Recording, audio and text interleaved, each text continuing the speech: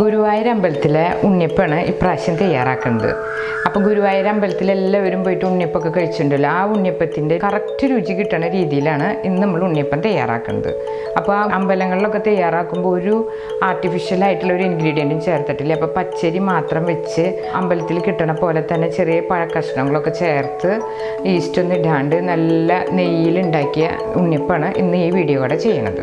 അപ്പം നമ്മൾ ഇപ്രാവശ്യം വിഷുവിന് ഗുരുവായൂർ അമ്പലത്തിൽ തയ്യാറാക്കുന്ന ഉണ്ണിയപ്പം നമുക്ക് തയ്യാറാക്കാം. ഇത് നല്ലൊരു ടേസ്റ്റ് ഉണ്ട്. പിന്നെ അതുപോലെ തന്നെ നമ്മൾ ആർട്ടിഫിഷ്യലായിട്ടൊന്നും ചേർക്കണില്ല. അമ്പലങ്ങളിൽ ഉണ്ണിയപ്പത്തിലൊന്നും ചേർക്കില്ല, അതുപോലെ ഇതിലും ചേർത്തിട്ടില്ല.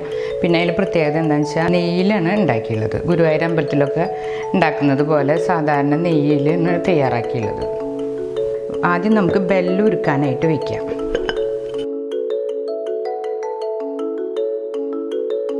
2 കപ്പ് പച്ചരിക്ക് 2 കപ്പ് ശർക്കര ആണ് എടുത്തുള്ളത്.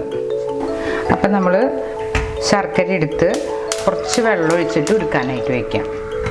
അപ്പം അതൊന്ന് ഉരുകി വരട്ടെ. അപ്പോഴേക്കും ഞാൻ പച്ചരിയുടെ അളവൊക്കെ ഒന്ന് പറയാം. 2 കപ്പ് പച്ചരി ഒരു 3-4 മണിക്കൂർ വെള്ളത്തിൽ കുതിർത്ത് വെച്ച് ഒന്ന് നമുക്ക് പൊടിച്ചെടുക്കാം.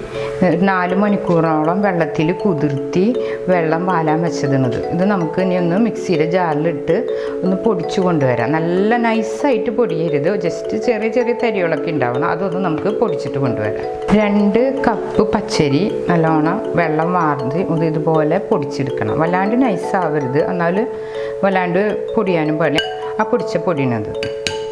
അപ്പോൾ നമ്മൾ ശർക്കര ഉരുക്കാൻ വെച്ചിട്ടുണ്ടല്ലോ, അത് നല്ലോണം ഉരുകി വന്നിട്ടുണ്ട്. ഇനി നമുക്ക് അതൊന്ന് ചൂടാറാനായിട്ട് മാറ്റി വയ്ക്കാം. എന്നിട്ട് വേണം നമ്മുടെ മാവിൽ ചേർക്കാനായിട്ട്. അപ്പോഴേക്കും നമ്മൾ ഒരു പാൻ വെച്ച് 1/2 മുറി നാളികേരത്തിൻ്റെ കൊത്തിനെടുത്തുള്ളത് അത് നമുക്ക് നെയ്യിലൊന്ന് വഴറ്റിയെടുക്കാം. കംപ്ലീറ്റായിട്ട് നെയ്യിൽ വേണം ഉണ്ടാക്കാനായിട്ട്.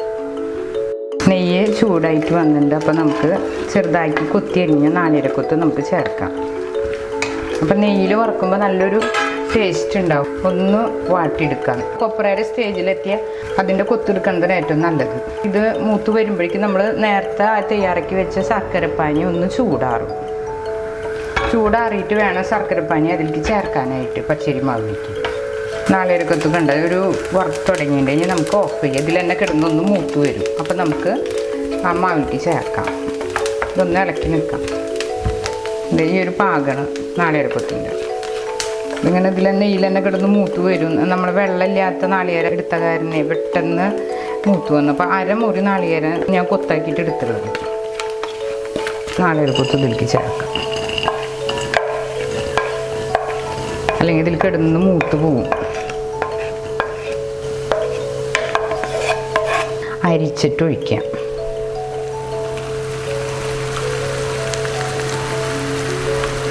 അപ്പോൾ അതിൽ കരടൊക്കെ ഉണ്ടെങ്കിൽ ഒന്ന് നിന്നോളും. ഒരു നുള്ളു ഉപ്പ് ചേർക്കുന്നുണ്ട്.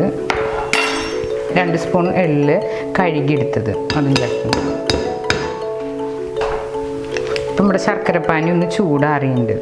ഇനി നമുക്ക് ഈ പാത്രത്തിൽ കലക്കാന്ന് വെച്ചാൽ ഇതിൽ കൊള്ളില്ല, അതിന് ഞാൻ ഇപ്പോൾ ഇതിലേക്ക് മാറ്റിയത്. നമ്മുടെ അരിപ്പൊടി ഇതുപോലെ ചെറിയൊരു തരി ഉണ്ട്, നമുക്ക് കാണുമ്പോൾ അറിയാണ്ട് ആ വീഡിയോ കൂടെ തൊട്ട് നോക്കുമ്പോൾ അറിയാം. നമുക്ക് ഇതിലേക്ക് മാറ്റി ഇതൊന്ന് ഇളക്കി യോജിപ്പിച്ചിട്ട് എടുക്കാം. അപ്പോൾ ഈ ഒരു അളവ് എടുത്താൽ മതി. അതായത് 2 കപ്പ് പച്ചരി പൊടിച്ച് കഴിഞ്ഞാൽ അത് 3 കപ്പ് ആവും. അതുപോലെ തന്നെ ശർക്കര ഏകദേശം 2 കപ്പ് ചീവിയത്. ഇതിപ്പോൾ ഞാൻ മുഴുവൻ ശർക്കരയാണ് ഇട്ടുള്ളത്. അപ്പോൾ അതായത് 1/2 കിലോ ശർക്കരയാണ് ഈ ഉദ്ദേശിക്കുന്നത്.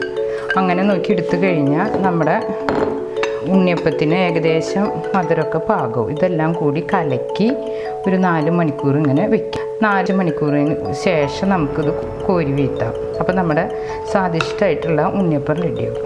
ഗുരുവായൂർ പോയി കഴിഞ്ഞാൽ അമ്പലത്തിൽ ഉണ്ണിയപ്പം കഴിക്കുമ്പോൾ ചെറിയൊരു പഴത്തിൻ്റെ ചെറിയ ചെറിയ തരികൾ കിട്ടും കടിക്കാനായിട്ട്. നേന്ത്രപ്പഴമാണ് അവർ ചെറുതാക്കിയിട്ട് ഇങ്ങനെ നുറുക്കിയിടുന്നത്.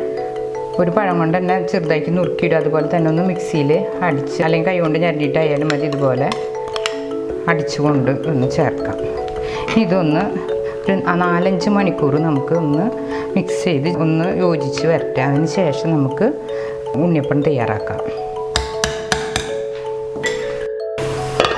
നമുക്കൊരു 4-5 മണിക്കൂർ വെയിറ്റ് ചെയ്യാം. അതിന് ശേഷം നമുക്ക് ഉണ്ണിയപ്പം തയ്യാറാക്കാം. നമ്മൾ ഒരു 4 മണിക്കൂറോളം ഈ മാവ് കലക്കി വെച്ചിട്ടുണ്ട് കണ്ടോ. അപ്പോൾ ഈ ഒരു പരുവത്തിലായിട്ടുണ്ട്. ഇനിയിപ്പോൾ ഈ അളവ് ഞാൻ ഒന്നും കൂടി പറയാം. 2 കപ്പ് പച്ചരി 4 മണിക്കൂർ കുതിർത്ത് വെച്ചതാണ്. എന്നിട്ട് നമ്മൾ മിക്സിയുടെ ചെറിയ ജാറിലിട്ട് ചെറിയൊരു തരിയോടുകൂടി പൊടിച്ചെടുത്തത്. അതിപ്പോൾ 2 കപ്പ് പൊടിച്ചെടുക്കുമ്പോൾ ഏകദേശം ഒരു 3 കപ്പോളം പൊടി ഉണ്ടാവും. അങ്ങനെ 2 കപ്പ് പച്ചരി 4 മണിക്കൂറോളം കുതിർത്ത് വെച്ച് പൊടിച്ച, അല്ലെങ്കിൽ തലേദിവസം രാത്രി വെച്ച് വെള്ളത്തിലിട്ട് പിറ്റേ ദിവസം പൊടിച്ചെടുത്താലും മതി, കുഴപ്പമില്ല, ഓക്കെ ആവും. പിന്നെ 1/2 കിലോ ശർക്കര ഉരുക്കി ഒഴിച്ചു. പിന്നെ നമ്മൾ ചേർത്തുള്ളത് നാളികേരക്കൊത്ത് ഒരു അരമുറി ചേർത്തിട്ടുണ്ട്, നെയ്യിൽ വഴറ്റിയെടുത്തിട്ടുണ്ട്, പിന്നെ എള്ള് ചേർത്തിട്ടുണ്ട്, ഒരു നുള്ള് ഉപ്പും ചേർത്തിട്ടുണ്ട്. അത് 3 മണിക്കൂറോളം കലക്കി വെച്ചതാണ്. ഇനി നമുക്ക് നെയ്യിൽ കോരി വറുത്തെടുക്കാം. നമ്മുടെ ഉണ്ണിയപ്പച്ചട്ടി വെച്ച് നമുക്ക് ഇതിലേക്ക് നെയ്യ് കോരി ഒഴിക്കാം.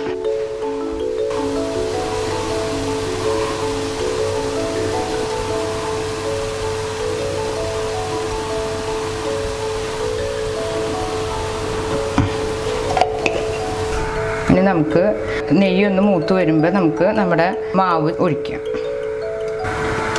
ഈ ഒരു കൺസിസ്റ്റൻസിൻ്റെ പാകം നമുക്ക് ഇവിടുന്ന് ഒഴിച്ചിടണം.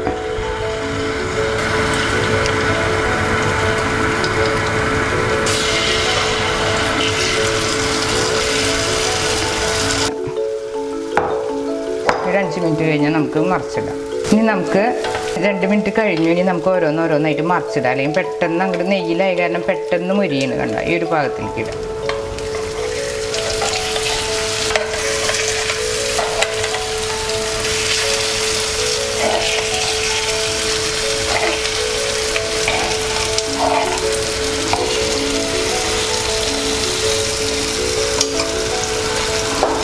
നമുക്ക് ഓരോന്നായിട്ട് എടുക്കാം. നെയ്യിലായ കാരണം പെട്ടെന്ന് മൂക്കുണ്ട്.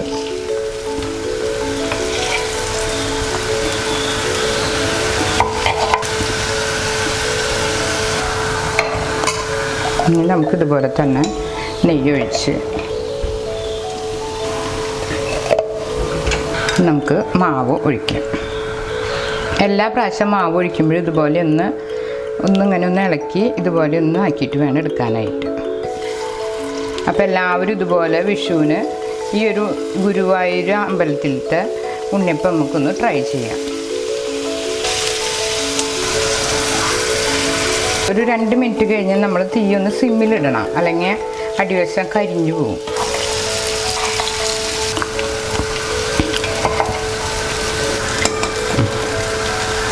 എല്ലാവരും ഈ വിഷുവിന് ഇതൊന്ന് ട്രൈ ചെയ്യണം. വിഷുവിന് നമ്മൾ ഉണ്ണിയപ്പം ഉണ്ടാക്കില്ല, അപ്പോൾ ഈ ഒരു ഗുരുവായൂർ അമ്പലത്തിലത്തെ ഉണ്ണിയപ്പം തയ്യാറാക്കാം. ഇതുപോലുള്ള പാചക വീഡിയോകൾ ഇനിയും ലഭിക്കുന്നതിന് വേണ്ടി ഈ വീഡിയോയ്ക്ക് താഴെയുള്ള സബ്സ്ക്രൈബ് ബട്ടൺ ക്ലിക്ക് ചെയ്യുക. ഇഷ്ടപ്പെട്ടുവെങ്കിൽ ലൈക്ക് ചെയ്യുക, ഷെയർ ചെയ്യുക. കൂടുതൽ വീഡിയോകൾക്കായി യൂട്യൂബിൽ സർഗം കിച്ചൺ എന്ന് ടൈപ്പ് ചെയ്ത് സെർച്ച് ചെയ്യുക.